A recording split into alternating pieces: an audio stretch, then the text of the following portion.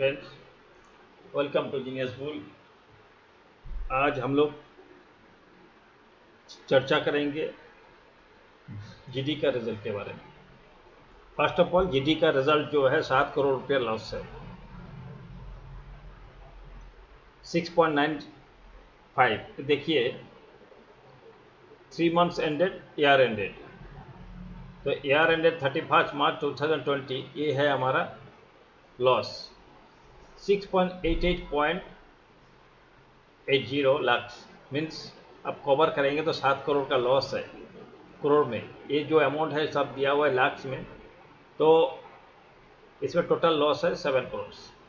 Obviously अभी जो पिछला 2-3 क्वार्टर से इसका बिजनेस तो डाउन है ही है, रिजल्ट बुरा हुआ मैं भी बोलूँगा, लेकिन इसके पीछे थोड़ा हमको बैकग्राउंड जानना है। इसके 3 सब्सिडरी है, जो 2 फॉरेन में है, एक इंडिया में है। गोयंका का जो फॉरेन का जो सब्सिडरी है वो दोनों बेचने के लिए ये लोग बातचीत कर लिया, फाइनल भी हो गया था, लेकिन उसको बैंक वाला ने करने नहीं दिया, क्योंकि बैंक से ये लोग लोन लेके रखा था।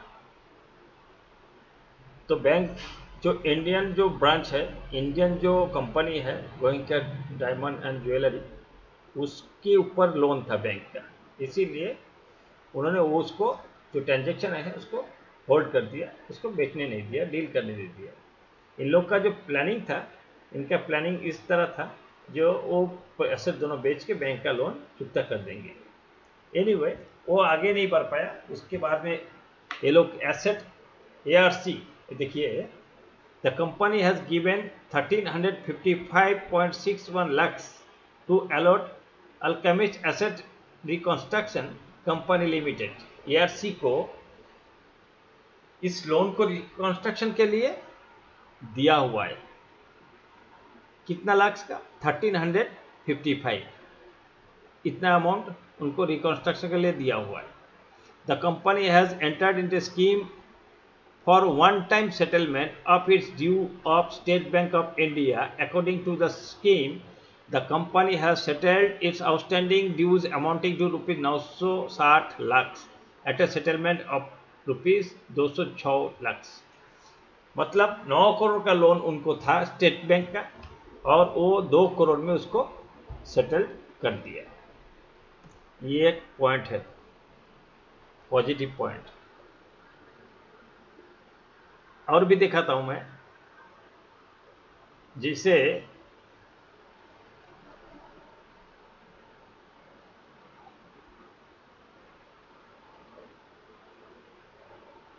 नेट प्रॉफिट आप लोग देखे हैं। आपको 2-4 चीज़ दिखाऊंगा जिससे आपको पता चलेगा। जो रिजल्ट नो डाउट अच्छा है, लेकिन बुरा है, 7 करोड़ लॉस है, लेकिन इन्होंने जो बैंक वाले जो फंसा के रखा, वो अभी एक दिखाया SBI का, वो लोन चुकता कर दिया। लेकिन यहाँ जो लिखा हुआ है जो रिपोर्ट में, ये सब है, इसीलिए जो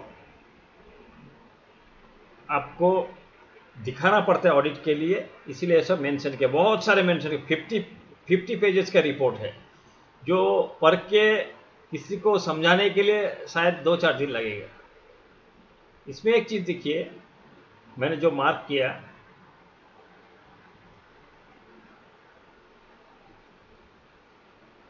the company has not translated the following items denominated in foreign currency.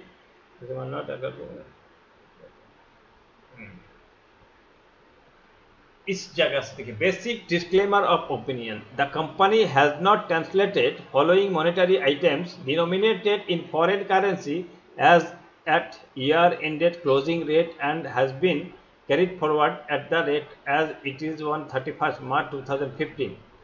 Company को जो फॉरेन एक्सचेंज, फॉरेन में जो एसेट है, उसमें कुछ अमाउंट है, उसको जो रिसीवेबल है, जैसे आज डॉलर का भाव है सोच लीजिए 75 रुपीज़ या 76 या 73, लेकिन जैसे मुझे फॉरेन में किसी के पास हमको 10 रुपये मिलना है, तो हमारे इंडिया का कितना होना चाहिए आज के दिन में? 76 × 10 मतलब 760 रुपये। और अगर अगर 74 रुपीज़ है, 75 रुपीज़ है तो 750 होना चाहिए। लेकिन उनको जो ट्रेड ट्रेड रिसीवेबल्स है, मतलब जो वहाँ माल बेचा, जो डेटर्स है, उसका जो पैसा मिलने वाला है, वो जो रेट है वो डॉलर का रेट में होना चाहिए। लेकिन वो डॉलर रेट आज का रेट से नहीं, 2015 के हिसाब से लिया गया। 2000 लिखा है, देखिए 31 March 2015, 31 March 2016 and 31 March 2017, which is not in accordance with the Indian AS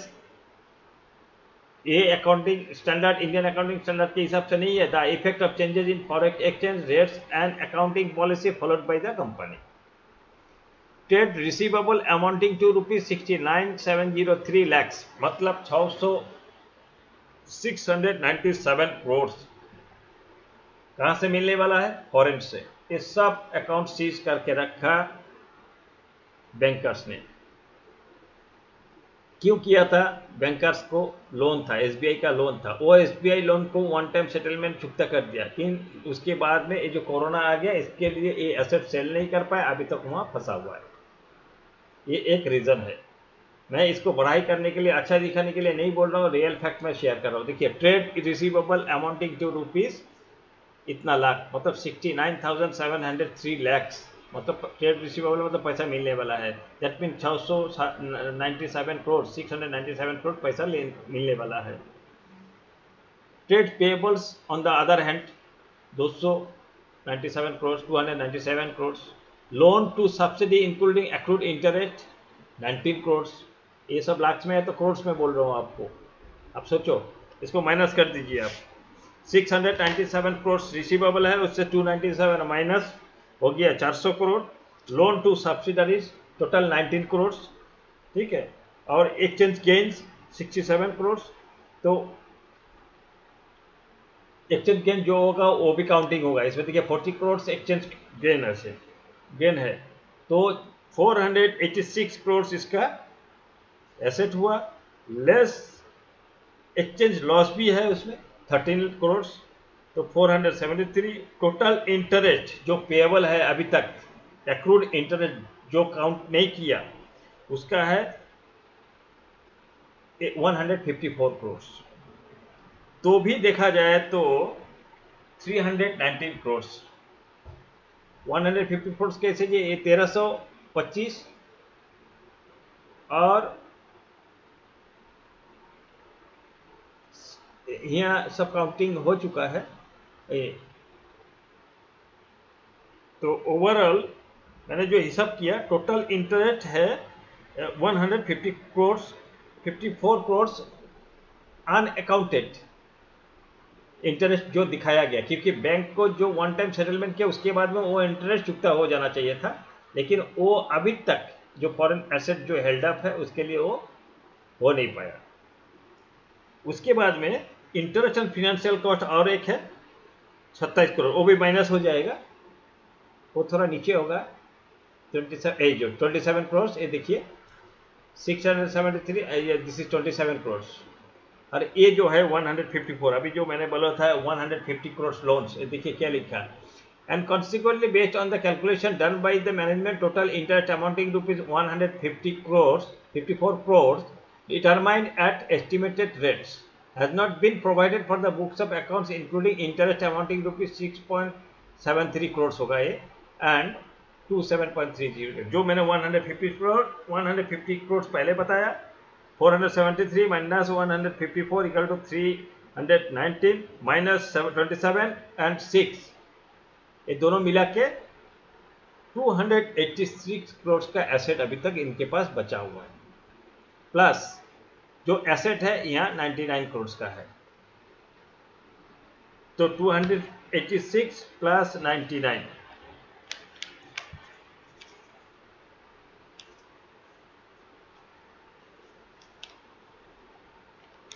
तो 295 करोड़। 295 करोड़, इसमें से 34 करोड़ अंडर स्टेटमेंट है, 155 किया तो भी 2 करोड़ भी जाएगा। तो भी देखा जाए तो इसका एसेट जो है इसमें अगर हम माइनस कर देंगे 34 प्लस 154 हम लोग पहले ले चुके हैं, और ये 36, तो 385 से 85 से अभी भी 36 माइनस करेंगे तो 350 करोड़ का टोटल एसेट अभी तक बचा हुआ है कंपनी के पास। अगर सब कुछ अकाउंटिंग कर लेंगे तो कंपनी अभी जो है it is not in good condition. इसका बिजनेस का जो है दोनों बंद है, इंडिया का बंद है। अभी ये लोग जो है मैं जानता हूँ ब्लॉकचेन चालू कर रहे हैं, ये कोरोना काल के लिए वो कर नहीं पाया। 1-2 क्वार्टर के अंदर ये कंपनी होप ये रिवाइव कर लेगा। लेकिन एक चीज़ है, मेरे मेंबर्स को मैं एक चीज़ बोलना चाहूँगा, डोंट बी पैनिक। आपको ऐसा नहीं लगे, मैंने देखा 2-4 मेंबर ने हमें ऐसा भी लिखा, अरे we are in danger. Goenka का पैसा, share market is a danger है, ये मार्केट ही डेंजर है। इसमें सत्यम जैसा कंपनी 600 से 7 रुपये में चला आया था 3 दिन में, 7 दिन में। तो market is a dangerous place, we have to overcome with this, क्या बोलेंगे, डिफिकल्टीज। तो इसमें घबराने का कोई बड़ी बात नहीं है। 7 करोड़ लॉस हुआ तो बहुत कुछ नहीं हो गया, ठीक है। ये 1-2 क्वार्टर में रिवाइव हो जाएगा। सेकेंड थिंग मेरे मेंबर्स के लिए मैं बोलूँगा, अगर किसी को इतना डर लगता है तो आप धीरे धीरे थोड़ा क्वांटिटी करके एग्जिट कर सकते हो। और मुझे जितना लगता है कि 1-2 क्वार्टर के अंदर इसका जितना फिनेंशियल लिटिगेशन है ये सब अगर चुकता हो जाएगा तो ये आगे जाके रिवाइव होगा कंपनी।